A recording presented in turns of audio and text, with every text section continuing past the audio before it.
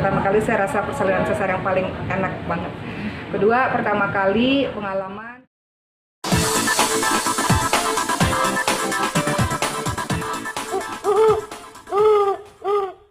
November 2020 kemarin, berarti ini sudah 10 hari lebih ya, 11-12 hari lebih, ya sekitar 11-12 harian. Sulaiman, anak saya masih di rumah sakit. Ini sesuatu yang tidak saya duga-duga, karena kejadian ini semuanya pertama. Saya katakan pertama, kenapa? Pertama, ini lahiran sesar anak saya yang keempat. Ini pertama kali saya merasa sesar yang paling menyenangkan, tidak sakit, saya sehat walafiat, saya tenang dalam menjalankan proses sesar, kemudian cepat prosesnya, sangat membahagiakan, tidak ada traumatis apa-apa. Tidak seperti persalinan sebelum-sebelumnya yang ada beberapa kendala. Itu pertama kali saya rasa persalinan sesar yang paling enak banget. Kedua, pertama kali pengalaman ketika saya lahiran, saya nggak dengar suara bayi nangis. Biasanya anak 1, 2, 3 kemarin nangisnya kenceng, ini saya nggak dengar, saya nggak tahu, ini anak saya nggak ada suara nangisnya gitu, walaupun kata dokter ada tapi kecil. Ketiga, ini pengalaman pertama saya bahwa saya nggak bisa inisiasi menyusui dini. Biasanya kalau setiap melahirkan, anak bayi itu dibersihkan oleh dokter suster, kemudian dibawa ke ibunya untuk disusui, dan saya nggak bisa menyusui anak saya. Pertama kalinya juga saya dapat kabar ketika masih di ruang operasi bahwa ibu anaknya harus dinicu ya gitu. Jadi itu pengalaman pertama. Pertama kalinya juga saya merasakan setelah operasi sesar saya menangis. Biasanya kalau setelah sesar itu bahagia karena menyambut kedatangan bayi langsung bersama dengan kita berapa jam kemudian, tapi itu saya menangis karena memikirkan kondisi anak. Kemudian anak saya mengalami namanya TTN, itu adanya masalah dalam adaptasi pernafasan. Ini biasa dialami juga oleh ibu-ibu yang sesar kata dokter.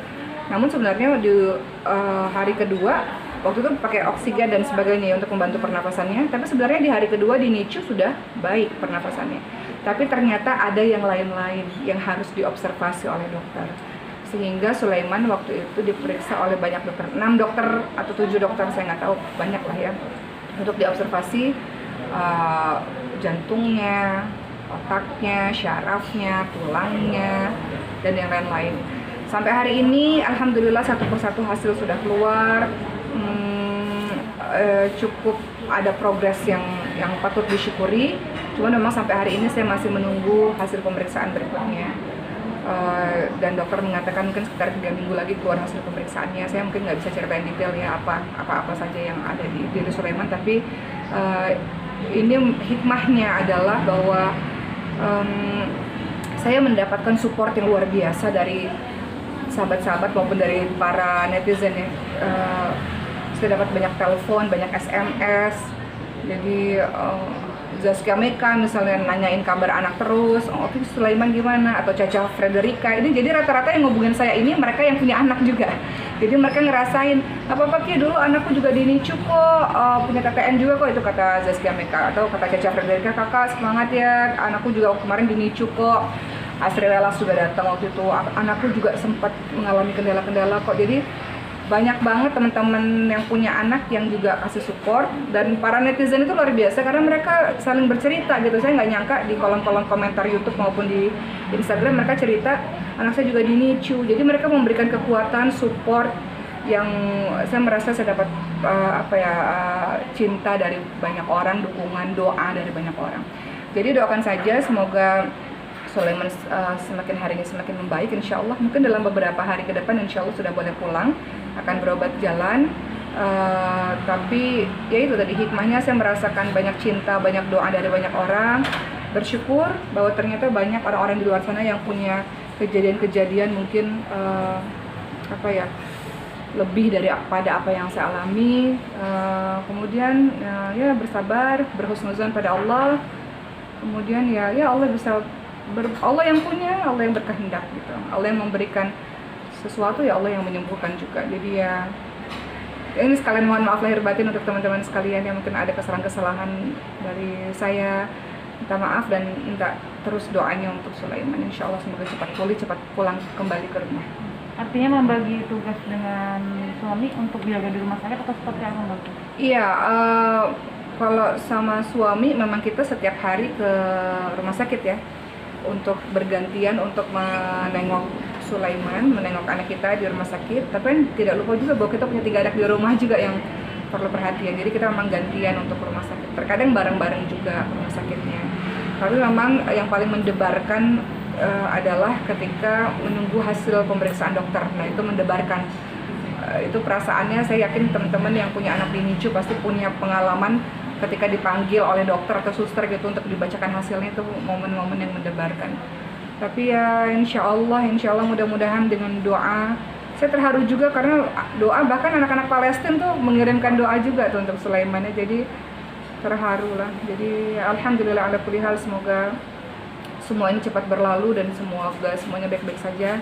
Sulaiman tumbuh kuat, sehat, walafiat, tanpa kekurangan satu apapun. Amin ya Rabbi, insya Allah.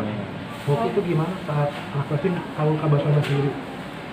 Ya, ada beberapa NGO yang mengirimkan doa-doanya, termasuk anak-anak Palestina tersebut. Jadi anak-anak Palestina itu, jadi Indonesia ini memiliki TK Indonesia yang ada di Gaza Palestina.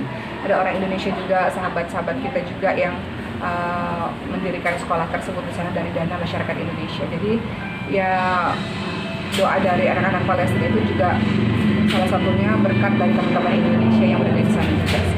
Seperti apa mungkin respon dari ketiga kakaknya Sulaiman sendiri? Oh iya, kalau ketiga kakaknya Sulaiman itu setiap hari, bahkan ketika Sulaiman masih di kandungan, mereka menghitung hari loh. Misalnya berapa hari lagi sih lahiran? Oh 2 minggu, 14 hari lagi. Besok mereka akan bilang berarti 13 hari lagi ya, berarti 12 hari lagi ya, berarti 11 hari lagi. Jadi mereka menghitung mundur terus. Nah ketika Sulaiman lahir, mereka bilang, kok di rumah sakit terus sih, kapan sih pulangnya? Dan pertanyaan itu setiap hari. Dan setiap hari mereka tahu, mereka mendoakan Sulaiman. Jadi anak-anak salat terus, ya Allah semoga Sulaiman sehat ya Allah, itu doa dari anak-anak lah ya. Jadi mereka sampai hari ini yang melihat Sulaiman dari foto, video gitu. Ya mudah-mudahan bisa segera pulang, bisa main sama kakak-kakaknya insya Allah. Seperti apa Mbak Oki menjawab pertanyaan-pertanyaan itu mungkin? Pertanyaan dari anak-anak. Menjawab pertanyaan dari anak-anak, kapan Sulaiman pulang, kenapa sih Uma ke rumah sakit terus? Itu pertanyaan dari anak-anak ya. Jadi saya selalu bilang ya doain aja nak, doain aja, berdoa terus. Udah berdoa belum tadi gitu, semoga Allah sembuhkan Sulaiman supaya Sulaiman cepat pulang. Dan anak-anak tahu tuh, Maryam, Khadijah, Ibrahim, mereka tahu dan mereka selalu berdoa untuk Sulaiman gitu. Apa mungkin yang menguatkan Mbak Oki sendiri melihat ini kan serba pertama kali yang menguatkan Mbak Oki sendiri? Sebagai manusia biasa, sebagai seorang ibu, dibilang kuat ya pastilah pernah meluruhkan air mata, menangis. Suami juga begitu gitu. Suami saya tuh nggak pernah nangis lah teman-teman sekalian. Dalam 7 tahun pernikahan ini saya hampir tidak pernah melihat beliau menangis. Tapi di hari itu saya ingat banget, di hari kedua kita di rumah sakit dan anak kita masih di NICU, suami saya menangis gitu. Dan saya cukup kaget juga karena selama ini kan beliau tegar, kuat gitu ya, tapi ternyata luruh juga air matanya ketika melihat anaknya di NICU gitu. Jadi ya kita saling menguatkan lah, itu support dari orang-orang sekitar. Saya menguatkan suami menguatkan saya, kemudian banyak teman-teman di sosial media yang menguatkan, yang mendoakan, yang saling berbagi cerita. Itu penting juga ya untuk merasa bahwa oh Masya Allah di luar sana banyak juga ya orang-orang yang mengalami apa yang seperti saya alami gitu. Kalau boleh tahu Kak, Kakak 4 kali lahiran sesar, kenapa ya Kak? Jadi kenapa lahiran sesar? Tentu setiap orang pada umumnya menginginkan persalinan yang normal. Begitu pula dengan saya ingin sekali lahiran normal, cepat sembuhnya, bisa punya anak lebih banyak, resikonya lebih kecil dibanding dengan sesar. Tapi ada kendala-kendala tertentu. Yang terjadi pada saya adalah waktu saya lahiran anak pertama, saya mengalami SPD. SPD itu sintesis pubis disfungsi. Konon katanya terlalu banyak bergerak, katanya begitu. Tapi memang terlalu aktif sih ya dulu ya. Jadi menyebabkan di kehamilan 9 bulan saya nggak bisa berjalan sama sekali. Jadi saya harus pakai kursi roda, nggak bisa gerakin kaki. Itu menyebabkan harus sesar. Yang kedua jaraknya dekat, yang ketiga dekat, jadi harus sesar terus. Sampai yang keempat juga begitu. Nah, kemarin dari hasil operasi, saya tanya sama dokter, dok gimana keadaan rahim saya? Jadi dokter bilang rahimnya masih bagus, gitu.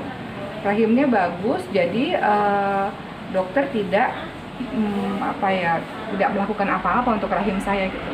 Jadi kalau banyak orang tanya bisa ya sesar 4 kali gitu. Ketika saya tanya dokter mengatakan tergantung kondisi dari ibunya. Jadi setiap orang nggak bisa disamakan. Ada yang baru 1 kali sesar, ya kedua kalinya udah nggak bisa. Atau 3 kali sesar udah nggak bisa gitu. Nah, alhamdulillahnya takdir Allah kemarin dokter bilang rahimnya masih bagus. Mungkin karena saya masih usia muda juga teman-teman sekalian. Jadi beliau bilang asal nutrisinya tercukupi, gizinya baik untuk ibu, itu insya Allah masih bisa lagi. Jadi dokter bilang kemarin sebenarnya untuk saya itu sebenarnya masih bisa lagi untuk hamil lagi, tapi tunggu beberapa tahun.